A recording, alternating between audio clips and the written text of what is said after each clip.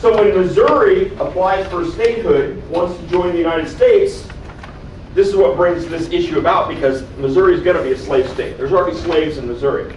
And people are freaked out in the North. Oh my gosh, there's going to be more slave senators, slave-owning senators, than there are going to be free senators. Slavery is going to be expanded. And so they reach a compromise. Okay, we're going to draw a line right down the middle of the continent. And people north of it are going to be free. People south will be able to own slaves. How many of you have ever heard of the Mason-Dixon line? This is the Mason-Dixon line. That's today. It goes right down. So at the southern border of Illinois, the Mason-Dixon line runs right under that southern border. So Kentucky is underneath it. Illinois is above it. Yay!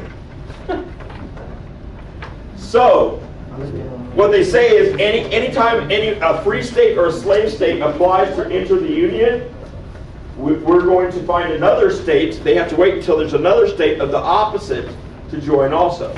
So Missouri's going to come in and slave. What we'll do is we'll cut Massachusetts in half. We'll turn the northern half into Maine. Maine comes in as a free state at the same time. And this keeps people, not happy, not thrilled. This isn't the perfect solution, but it works. And it works for about 30 years. Then the Mexican War happens. And remember, what did I tell you? The overall cause of the Civil War. If you picture that big umbrella, what would be written on that umbrella? Slavery. Slavery. And inside that umbrella, all those little branches going out to support it are all those different causes we've been talking about all week. Manifest Destiny, the Mexican War, slavery and abolitionism, the slave politics, sectionalism, states' rights, and the election of 1860, which we're going to talk about Monday. So the Mexican War happens, and what's the big concern? What makes it a cause of the Civil War? What's the big thing we got from the Mexican War? All that land. All that land. And what do we have to decide about all that land? How they going to be slave or free? Right, how to divide it, whether it's going to be slave or free. Because it's almost all of it is exclusively south. So according to the Missouri Compromise, it should all be slave. But Northerners are becoming increasingly worried about the spread of slavery. And they don't want that because they don't want the Senate, particularly, to be dominated by senators from slave states. If there's more slave states, there's going to be more senators from slave states, and they're going to run things and they're going to try to force slavery on everybody is their concern. So a man from Illinois named Wilmot offers an amendment, a provision, a proviso, to a Senate bill. And it basically says that in these new territories, slavery will not be permitted at all. Now, Lauren, you're a Southern senator. How do you feel about that? Angry. You don't like it. Why not? You don't know what? Lewis, why shouldn't she like it as a Southern senator? Okay, maybe they're weak. They want slaves. Yeah, because they want slavery to expand, right? That gives them more power. So, the Southerners are upset by this, and big fights are breaking out in the Senate. And this is one reason slave politics is a cause of the Civil War. Because heated arguments start going. And where do heated arguments sometimes go? Matt, where do they lead to? Fighting. Fighting. Exactly.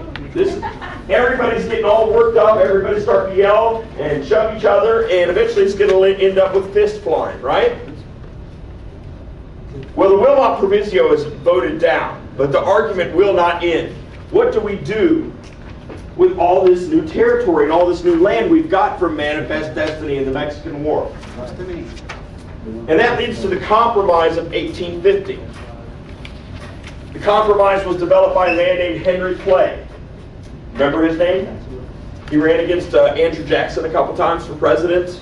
By now he's a really old guy.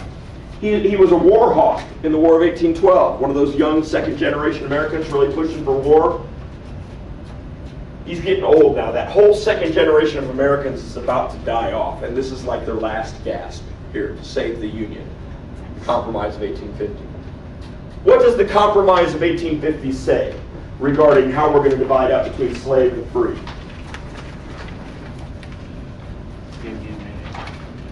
Sorry? You have to speak up, Chris. I'm sorry, I couldn't You hear say you. give him a minute. Okay. Look at the bottom paragraph of this short history of compromise of 1850. And it says in there what the compromise does.